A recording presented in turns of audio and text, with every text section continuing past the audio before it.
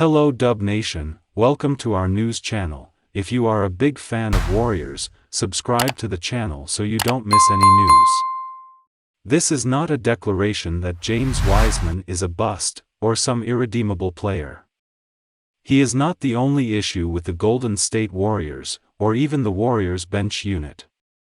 Wiseman being with the Warriors doesn't appear to benefit either party right now. A center with enough face-up and shooting flashes to raise your brow probably shouldn't be relegated to only screen and roll duties.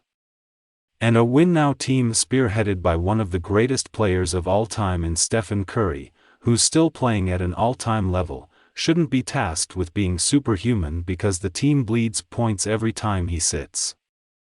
It's important to note that point isn't solely on Wiseman. We're all waiting on Jordan Poole to regain his form. 53.5% true shooting, 59.8% TS last season, and confidence, for example. Head coach Steve Kerr has recently alluded to leaning on more experienced role players like Anthony Lamb and Ty Jerome instead of the trio of Wiseman, Moses Moody and Jonathan Kuminga. The thought process is when you're struggling, you don't have a rhythm, you don't have consistency, veteran players are going to be able to provide that more than young players are. Steve Kerr on playing Anthony Lamb and Ty Jerome more than Warriors youngsters. But think about who the Warriors are at their best. Quick, versatile, shape-shifting. It's a buzzsaw of cuts, relocations, ball movement and switchability. We've seen how Moody fits into that. We've seen how Kuminga can fit into that, especially when he's able to log minutes at the 4 or 5. Have we really seen that from Wiseman? Part of the appeal was that he didn't fit snugly into that. His vertical presence and overall athleticism was a stark difference to what the Warriors had in their frontcourt room. In theory, being able to mix in his dynamic would make the Warriors even more difficult to deal with. Defensively, Wiseman is even more of a mixed bag. Because of his size and length, he can act as a true deterrent at the rim. He has legitimately good reps in drop on film.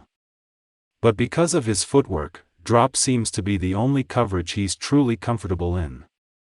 He'll often find himself slightly out of position, which alters the strength of his contests.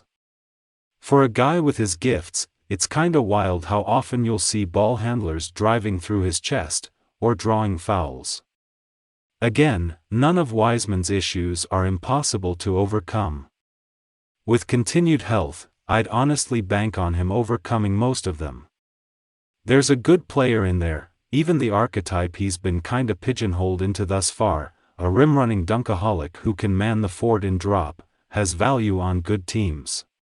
Considering the Warriors are getting blitzed in his minutes, a -22.4 net rating with opponents converting nearly 59% of their twos, I'm just not sure if the Warriors can give him the time to work through those growing pains while also trying to compete.